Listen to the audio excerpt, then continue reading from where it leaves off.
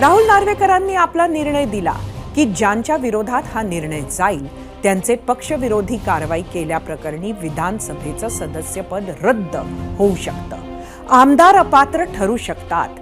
पहिल्या 16 आमदारांच्या अपात्र प्रकरणात स्वतः मुख्यमंत्री एकनाथ शिंदेही आहेत। यामुळे शिंदे गटाच्या विरोधात निकाल लागल्यास सरकार अस्थिर होण्याची शक्यता आहे। दुसऱ्या बाजूला उद्धव ठाकरेंसाठीही हा निर्णय अत्यंत महत्त्वाचा आहे।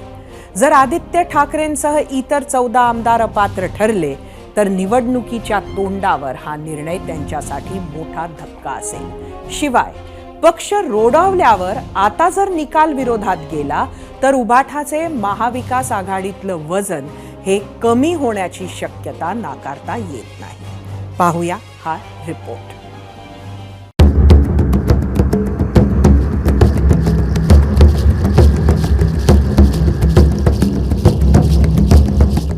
एक पक्ष, दोन गट, आमदार अपात्रतेच्या 40 याचिका, 98 दिवस युक्तिवाद, 3 वेळा सुप्रीम कोर्टात धाव। 10 जानेवारीला कोण ठरणार पात्र, कुणाची जाणार आमदारकी। सुप्रीम कोर्टाच्या निर्देशानुसार सप्टेंबर पासून विधानसभा अध्यक्ष राहुल नार्वेकरांपुढे शिवसेनेच्या आमदार अपात्रतेबाबत सुरू असलेला युक्तिवाद आज संपला। आता निर्णयाचा चेंडू हा नार्वेकरांच्या कोर्टात आहे। कोर्टाने ठरवून दिल्याप्रमाणे पुढील वर्षी म्हणजेच 10 जानेवारी 2024 रोजी विधानसभा अध्यक्ष आपला निकाल देतील। त्यामुळे शिवसेनेतला कोणता गट अपात्र ठरणार आणि कुणाला दिलासा मिळणार याकडे शिवसेनेच्या दोन्ही गटांसह राष्ट्रवादीचंही लक्ष लागलेलं असणार आहे।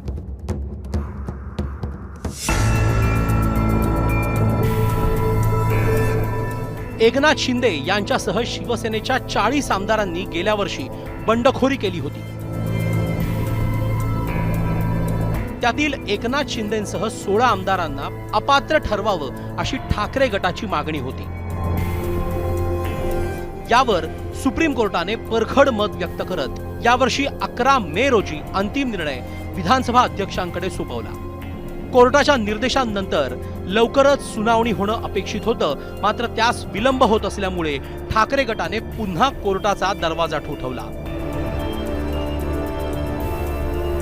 तेव्हा कोर्टाने विधानसभा अध्यक्षांना तातडीने सुनावणी घेण्याचे निर्देश दिल्यानंतर 14 सप्टेंबरला पहिल्यांदाच अपात्रते प्रकरणी विधान भवनात सुनावणी पार पडली। तर 12 ऑक्टोबर रोजी नार्वेकरांपुढे दोन्ही गटांनी तब्बल 2.5 तास आपल्या बाजू मांडल्या।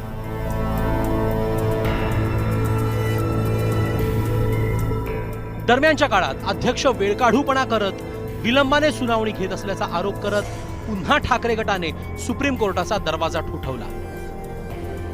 या याचिकेवर कोर्टाने पुन्हा एकदा विधानसभा अध्यक्षांना धारेवर धरत कार्यपद्धतीवर नाराजी व्यक्त केली। शिवाय सुधारित वेळापत्रक सादर करण्याचे निर्देशही दिले। या निर्देशांनंतर नार्वेकरांनी 34 विविध याचिका एकत्र करून 20 ऑक्टोबरला सुनावणीचं नवं वेळापत्रक दिलं।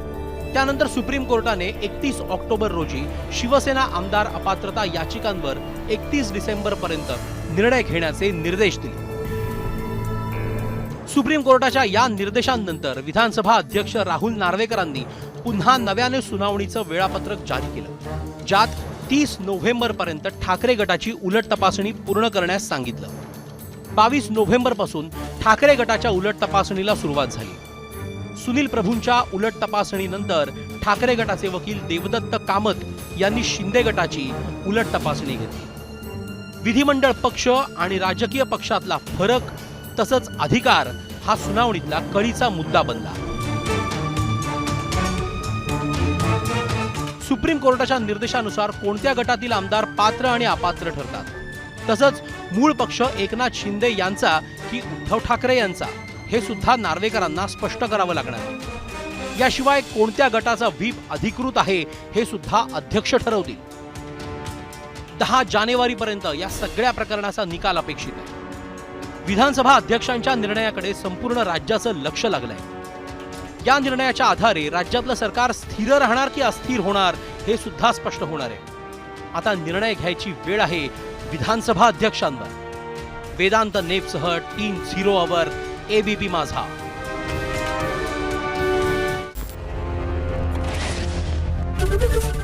एबीपी माझा, उघडा डोळे बघा नीट.